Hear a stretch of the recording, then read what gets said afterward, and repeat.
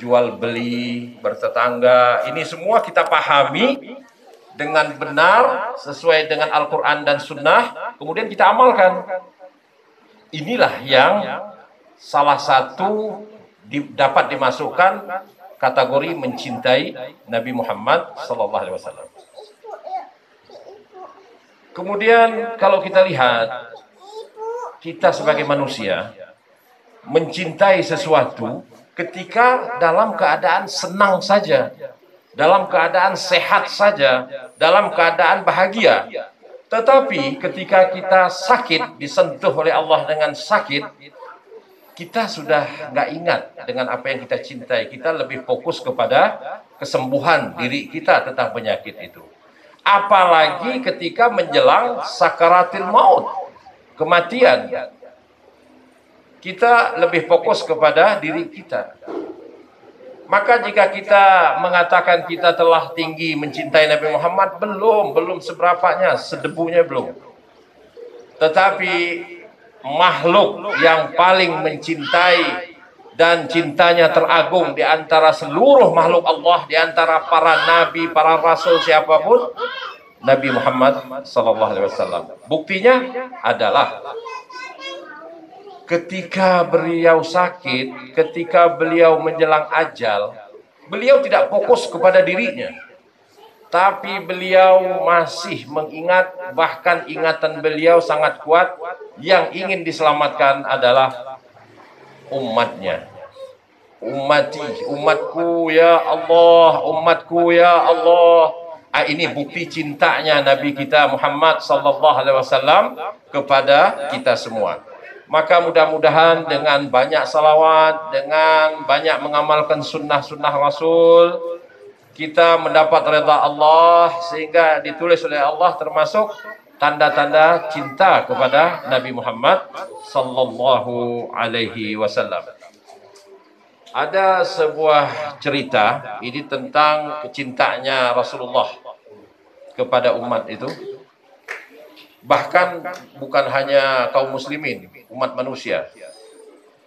Kita kenal Rasulullah memiliki paman yang bernama Sayyiduna Abbas radhiyallahu anhu. Sayyiduna Abbas ini hanya terpaut di dalam kitab sejarah disebutkan lebih tua, ada yang mengatakan 4 tahun, ada yang mengatakan 3 tahun, lebih tua daripada Nabi Muhammad SAW. Jadi seumur lah, walaupun paman sama keponaan seumur. Karena Sayyidina Abbas bin Abdul Muttalib, yaitu punya saudara ayahnya Rasul, Sayyiduna Abdullah dan Sayyiduna Abi Talib, ayahandanya Imam Ali karamallahu wajhah. Kemudian ketika usia 40 tahun Rasulullah sudah diangkat menjadi Nabi dan Rasul oleh Allah. Sayyidina Abbas ini memang belum kelihatan menampakkan keislamannya. Tetapi menurut para ahli sejarah, dari segi batiniah dia sudah mengimani baginda Rasul sallallahu alaihi wasallam. Secara jelas, terang-terangan pengucapan syahadat keislaman Sayyidina Abbas itu ketika Rasulullah menaklukkan kota Mekah, yaitu tahun 10 Hijriah. Berarti ketika Rasulullah berusia 63 tahun. Sedangkan Rasul hijrah dari Mekah usia 53 tahun. Karena Rasulullah di Madinah 10 tahun. Begitu jauh jaraknya. Kemudian ketika Rasulullah berusia 50 tahun, lahir seorang anak laki-laki, putra dari Sayyidina Abbas. Diberi nama, dibawa ke baginda Rasulullah, putranya. Diberi nama Abdullah. Kemudian dia serahkan bayi ini kepada Rasulullah. Padahal kalau dilihat dari lahiriah, dia belum menyatakan keislaman. Kemudian ketika baginda Rasul hijrah ke kota Madinah, dia ikutkan bayinya ini, ikut baginda Rasul. Nitip, ya Rasulullah, aku titip putraku, kau didik. Lah di Madinah tinggal dengan siapa?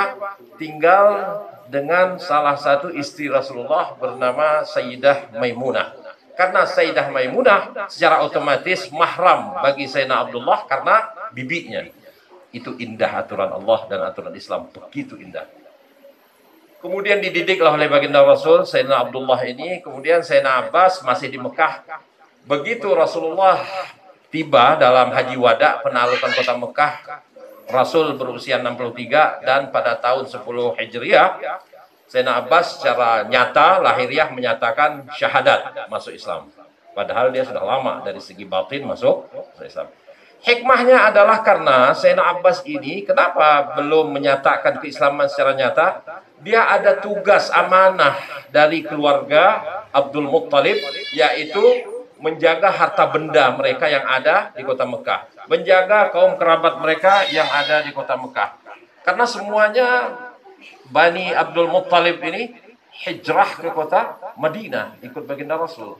Jadi pasti banyak rumah-rumah yang kosong, harta benda, perdagangan, dan urusan titipan dan lain itu diserahkan kepada Sayyidina Abbas. Maka Sayyidina Abbas lah yang menyelesaikan. Itu hikmah pertama. Kedua, juga menjaga kekerasan daripada kaum kafir Quraisy. Karena jika paman Rasul ini juga ikut terang-terangan menjaga keislaman, akan dibantai juga habis. Maka di situ menjaga kondisi, maka semuanya dilindungi oleh Allah SWT. Kemudian setelah santai, Rasulullah sudah berada di Mekah, ceritanya nih, usia Rasul 63, berarti usia Sayyidina Abbas kurang lebih, kalau 4 tahun berarti 67 ya, 67. Beliau berkata, ya Rasulullah, selama umurmu 63 tahun, ada sebuah rahasia yang aku simpen. Aku sebetulnya penasaran, ingin bertanya langsung kepadamu, tetapi sengaja aku belum beranikan diri karena melihat situasi. Pertanyaannya itu yaitu, ketika engkau berusia 40 hari, ketika ayahku Sayyidina Abdul Muttalib menyerahkanmu kepada sang ibu susuan, yaitu Sayyidah Halimah As-Sa'diyah. Tiba-tiba engkau menangis. Belum menangis, tapi akan menangis. Tetapi aku justru tidak melihat tangisanmu. Yang aku lihat adalah percakapanmu dengan bulan. Kamu berbicara nyata dengan bulan, dengan bahasa yang aku tidak pahami sama sekali. Apa rahasianya, wahai Rasulullah? Maka baginda Rasul SAW bersabda, wahai pamanku, ketika usiaku 40 tahun itu diserahkan kepada ibu susuan, yaitu Sayyidah Halimah, datang ya. Aku ini kan bayi. Biasanya bayi itu diikat oleh orang tua dengan bedong, paham ya? Dengan lampin itu. Terlalu keras sehingga tanganku agak sakit. Aku ingin menangis karena tangisanlah yang memberitahu sesuatu ya bagi bayi kan. Tetapi seketika bulan berkata, ya Rasulullah, wahai kekasih Allah, jangan pernah engkau menangis, apalagi sampai meneteskan air mata. Karena jika satu tetes air matamu tumpah ke bumi, maka bumi yang tadinya hijau sampai yaumil qiyamah dia akan menjadi tandus, gersang. Allahu Akbar. Maka aku tahan, kata Rasul. Kemudian aku kepingin menangis lagi. Kemudian bulan berkata, tahan ya Rasulullah. Kenapa? Kata baginda Rasul, kain yang ada di sebelah kiriku ini juga terlalu kencang, gak kuat menahan terlalu kencangnya ikatan tersebut. Tetapi aku tahan. Akhirnya karena bulan berkata, ya Rasulullah, wahai kekasih Allah, jangan sampai air matamu menetes ke bumi. Karena jika ada satu tetes saja air matamu jatuh ke bumi, maka Allah tidak akan izinkan hijau-hijauan tumbuh sampai yaumil qiyamah. Berarti gersang bumi ini. Allahu Akbar. Maka baginda Rasul bersabda, wahai pamanku, aku tahan tangisanku karena perkataan bulan itu. Kenapa? Kasih sayangku dan cintaku terhadap umatku. Allahu Akbar. Kemudian dilanjutkan, apakah engkau mau tambahan wahai pamanku tentang berita-berita gaib ini? Oh iya, ya Rasulullah. Apalagi? Kemudian paman beliau bertanya, Kok bisa sih engkau mengerti, kan usiamu baru 40 hari. Yang namanya bayi mana bisa berbuat apa-apa 40 hari. Tapi kok kamu bisa mengetahui keadaan itu? Maka baginda Rasul bersabda, wahai pamanku, Allah telah menurunkan di muka bumi ini 124.000 nabi dan rasul. Betul ya? Semua para nabi dan rasul itu tidak mengetahui dirinya nabi kecuali setelah umur dewasa. Semuanya.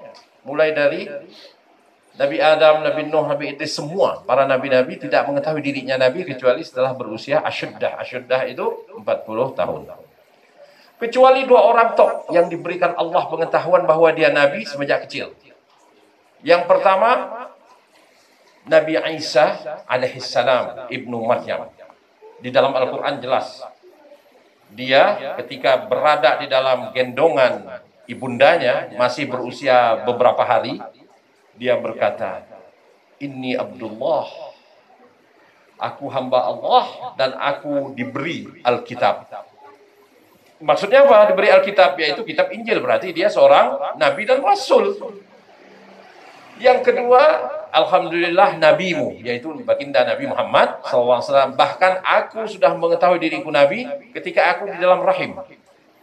Aku ketika di dalam rahim, kata baginda Rasul, sudah mendengar goresan pena di Lauhil Mahfuz tentang qada dan qadar daripada makhluk-makhluknya Allah Subhanahu wa taala. Allahu Akbar. Kemudian beliau bersabda lagi, wahai paman, apakah ingin tambahan? Iya ya Rasulullah, terus ceritakan. Maka baginda Rasul bersabda, ketika aku akan dilahirkan ke dunia oleh Allah Subhanahu wa taala pada Senin, malam Senin itu, Senin pagi, 12 Rabiul Awal tahun Gajah. Seketika Allah ciptakan di langit ketujuh gunung sangat-sangat besar. Gunung itu. Yang mana gunung itu didiami oleh sekian banyak malaikatnya Allah. Enggak terhingga jumlah malaikat. Yang tugasnya malaikat itu sampai yaumil qiyamah, semenjak dia diciptakan dan ditugaskan di situ, mereka bertasbih, bertahlil, bertahmid, bersalawat kepada Nabi Muhammad sallallahu alaihi wasallam. Subhanallah walhamdulillah wala ilaha illallah wallahu akbar. Yang mana kata baginda Rasul, pahala tasbih, tahmid, tahlil dan salawat malaikat itu Allah hadiahkan pahala malaikat ini kepada umatku yang bersalawat kepada Allah. Jadi coba bayangkan sayang cintanya baginda Nabi Muhammad SAW dan cintanya Allah kepada Nabi Muhammad SAW. Maka ketika kita mencintai Nabi Muhammad, kita mendapatkan apa yang diberikan Allah kepada Nabi Muhammad sallallahu alaihi wasallam. Maka salah satu tanda cinta kita juga, mudah-mudahan walaupun ini hanya ngaku-ngaku cinta, ditulis sebagai Allah cinta, maka perbanyaklah salawat dan salam kepada Nabi Muhammad sallallahu alaihi wasallam. Dan terutama kata baginda Rasul adalah terutama yaitu ketika namaku disebut, kata baginda Rasul, kan biasa tuh penceramah atau khotib menyebut nama Nabi Muhammad SAW. Ada di antara kalian ini tidak bersalawat, padahal kalian mendengar Nabi Yuna Muhammad. Nah ini kan sedikit yang bersalawat. Mestinya begitu kita mendengar nama Rasulullah disebut, baginda Nabi Yuna Muhammad sallallahu alaihi wasallam, paling pendek sallallahu alaihi wasallam. Allahumma salli alaihi wa ala alihi. Allahumma salli alaihi. Seperti itu. Maka ketika namaku disebut di sisimu, orang itu tidak berselawat, dialah yang serugi-ruginya di akhirat. Dan aku sebetulnya kasihan sama orang itu, gak bisa lagi menolongnya. Nah, coba lihat.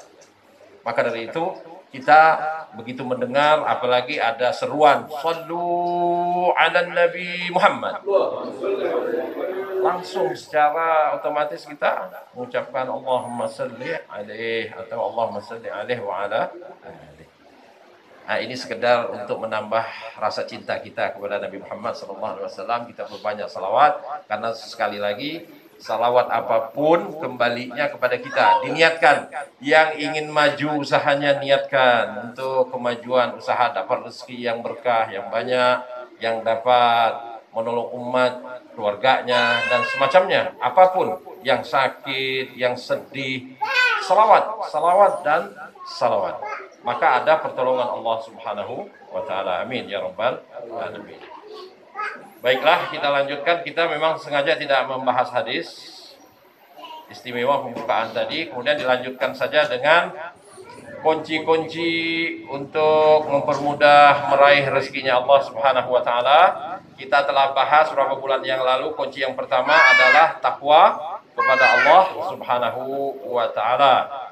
Kemudian yang kedua, memperbanyak istighfar. Astaghfirullahalazim, atau astaghfirullahalazim li wa liwalidayya wa li jamil mu'minina wal mu'minat wal muslimina wal muslimat al ahya'i minhum wal amwat, atau rabbighfirli wa liwalidayya, atau dilanjut rabbighfirli wa liwalidayya wa li jamil muslimina wal muslimat wal mu'minina wal mu'minat al ahya'i minhum wal amwat.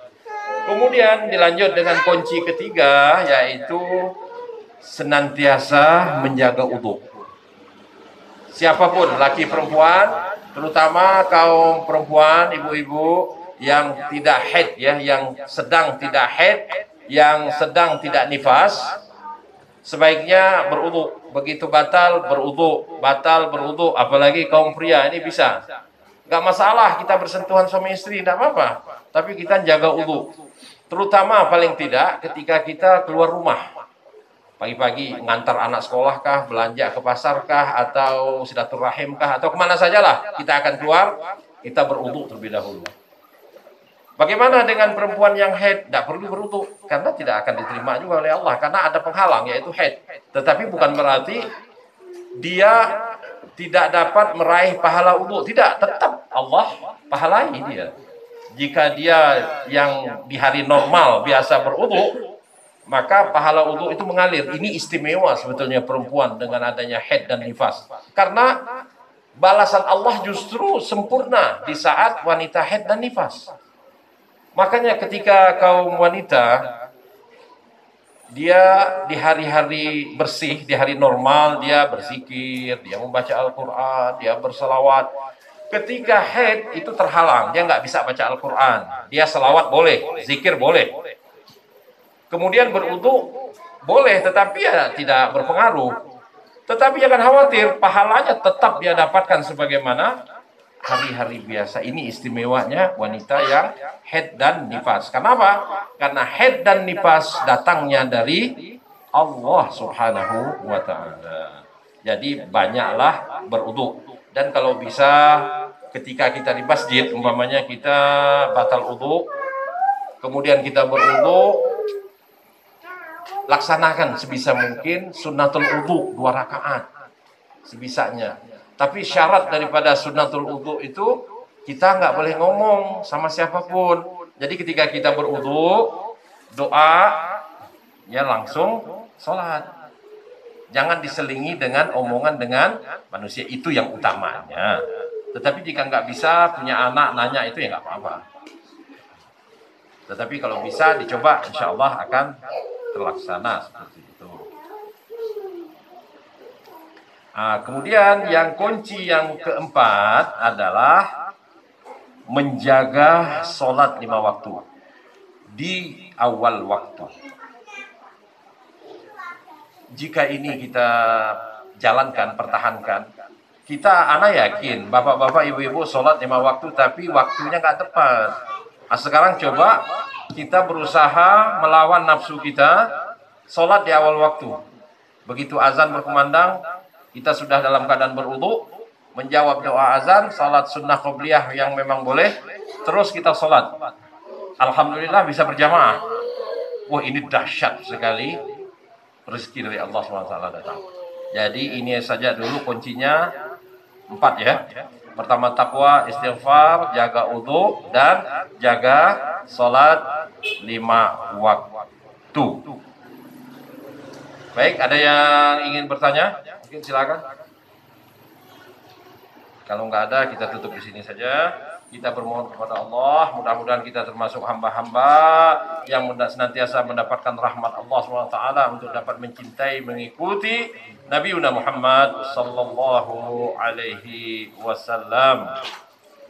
Ala hazihi niyah qul niyah ya Allah, bagi siapa yang sakit sembuhkan ya Allah, berkah jalsatul mubarakah, yang sedih dibahagiakan ya Allah, yang belum tahu anugerahkan ilmu pengetahuan sehingga dia mengetahui ya Allah tentang al-Islam, terutama tentang Nabi Muhammad sallallahu alaihi wasallam, dan bagi yang sempit diluaskan, terutama bagi yang rezekinya sulit sedikit ya Allah dimudahkan, diperbanyak yang halal yang baik mubarak untuk dapat mendidik anak-anaknya, memenuhi keluarganya dengan rahmat-Mu ya Allah.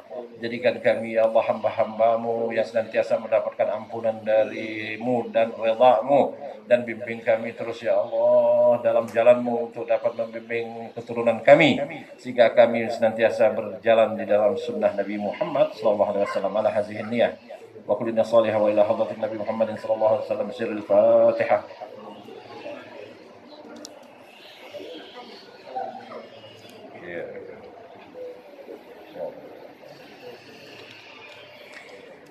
أعوذ بالله من الشيطان الرجيم بسم الله الرحمن الرحيم الحمد لله رب العالمين اللهم صل وسلم وبارك على سيدنا محمد وعلى آله وصحبه أجمعين جعلنا الله وإياكم ممن يستوجب شفاعته ويرجو من الله رحمته ورأفته اللهم بحرمة هذا النبي الكريم وآله وصحبه السالكين على منهجه القويم اجعلنا من خير أمته واسترنا بزين حرمته واشرنا غدا في زمرته واستعمل ألسنتنا في مدحه ونصرته وأحينا متمسكين بسنته وطاعته وأمتنا اللهم على حبه وجماعته اللهم أدخلنا معه الجنة فإنه أول من يدخلها وأنزلنا معه في قصورها فإنه أول من ينزلها وارحمنا يوم يشفع للحلائق فترحمها اللهم ارزقنا زيارته في كل سنة ولا تجعل من الغافلين عنك ولا عنه قدرسنا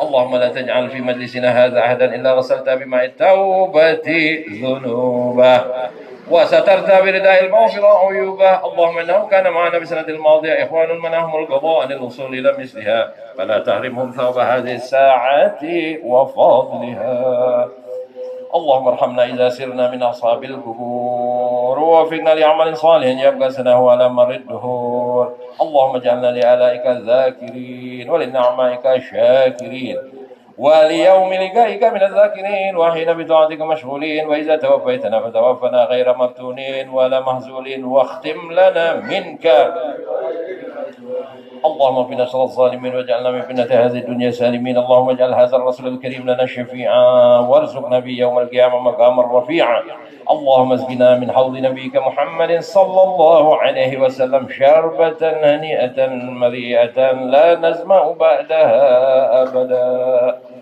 واشرنا تهليبا غدا اللهم اغفر لنا به ولآبائنا ومحمدنا ومشايخنا ومعلمينا ذوي الحقوق علينا ولمن أجرى هذا الخير في هذه الساعة ولجميع المؤمنين والمسلمين الأحياء منهم والأموات إنك قريب مجيب الدعوات قاضي الحاجات غافر الذنوب والخطيئات يا أرحم الراحمين وصلى الله على سيدنا محمد وعلى آله وصحبه وسلم سبحان ربك رب العزة عما يصفون وسلام على المرسلين والحمد لله رب العالمين بسر الفاتحة.